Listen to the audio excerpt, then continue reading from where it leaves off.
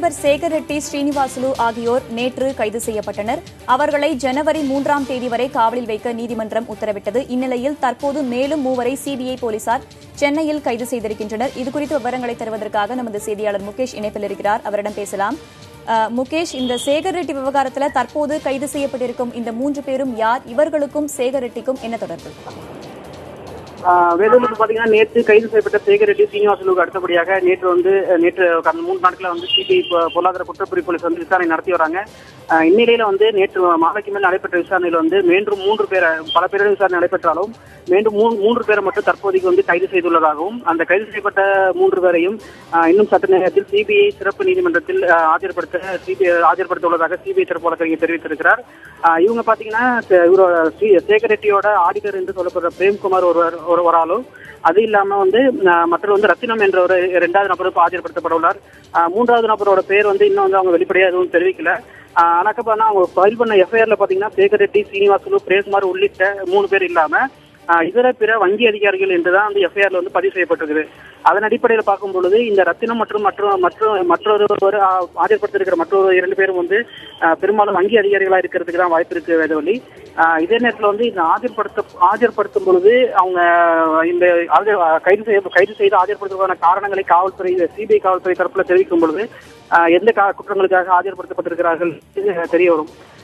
பெரும்பாலும் எஃப்ஐஆர் பதிவு செய்யப்பட்டது பாத்தீங்கன்னாக்க கூட்டு சதி, மோசடி, புதிய நோட்டுகள் பணப்பரிமாற்றம், ஊழல் தடுப்பு சட்டத்தின் கீழே இருக்கிறதுனால, ஊழல் தடுப்பு சட்டத்தின் கீழ் 5 பிரிவுகளில் வழக்கு பதிவு செய்யப்பட்டிருக்கிறதுனால அந்த கூட்டு சதி மற்றும் மோசடிக்கான துணை புரிந்ததாக கூறி 3 பேர் மேலையும் வழக்குகள் பதிவு செய்யப்படலாம். வேதவழி 3 பேர் கைது செய்யப்பட்டிருக்கிறாங்க. பிரேம்குமார், ரத்தினம் என 2 பேர் பெயர் வெளியிடப்பட்டிருக்கிறது.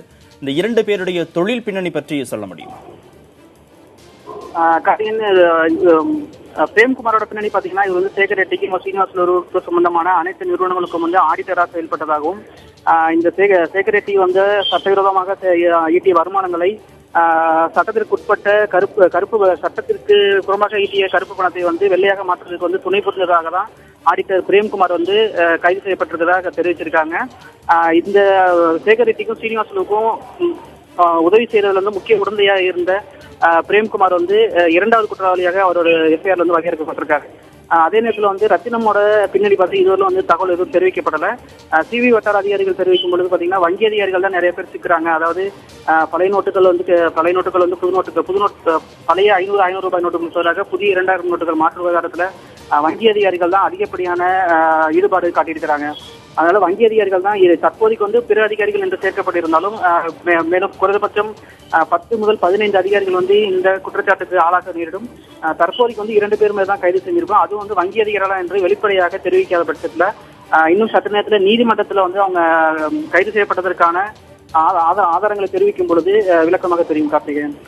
முகேஷ், சேகர் ரெட்டியோட ஜாமீன் மனு நாளைக்கு விசாரணைக்கு வர இருக்கும் நிலையில இன்றைக்கு 3 பேர் கைது செய்யப்பட்டிருக்கிறார்கள். இந்த கைது செய்யப்பட்ட 3 பேரும் சிபிஐ நீதிமன்றத்தில் எப்போது ஆஜர்படுத்தப்படுவார்கள்?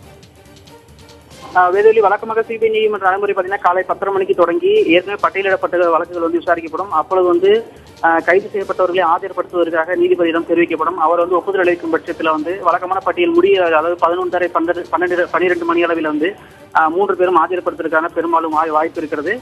இந்த 3 பேரோட சேகர் ரெட்டி மற்றும் சீனிவாசலோட ஜாமீன் மனுக்கள் நாளைக்கு வரும் நிலையில அவங்க 2 பேரும் புழல் சிறையில் அடைக்கப்பட்டிருக்கிற சேகர் ரெட்டி, சீனிவாசல் 2 பேரும் தங்களுக்கு புழல் சிறையில் A கிளாஸ் ஒதுக்க வேண்டும் என்ற கோரிக்கையுடன் புதிதாக ஒரு மனு தாக்கல் செஞ்சிருக்காங்க.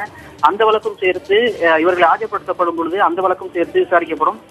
இதனிடையே இவங்களை ஆஜர்படுத்தும் போது நேற்று உள்ள நடைமுறைப்படி இவங்க இந்த இருவரையும், அதாவது நேற்று ஆஜர்படுத்தப்பட்ட சேகர் ரெட்டி, சீனிவாசல் தவிர இன்று ஆஜர்படுத்த உள்ள 3 பேரையும் போலீஸ் காவலில் எடுத்து, அதாவது சிபிஐ போலீஸ் காவலில் எடுத்து விசாரிப்பதற்கு மேலும் மனு தாக்கல் செய்ய வாய்ப்புன்றது. அதே போல இணையாக குற்றம் சாட்டப்பட்டுள்ள 3 தரப்பிலும் ஜாமீன் கோரிக்கை வைக்கவும் வாய்ப்பு உள்ளது. இந்த அனைத்து வழக்கும் கிட்டத்தட்ட இன்று மட்டுமே 6 வழக்குகள் விசாரிக்க வாய்ப்பு இருக்கு வேதவழி. ஆனா இந்த நடைமுறை எல்லாமே பெரும்பாலும் 11:30 மணிக்கு மேல் 12 மணிக்குள் நடைபெறுவதற்கான அதிகப்படியான சாத்தியக்கூறுகள் இருக்கிறது வேதவழி.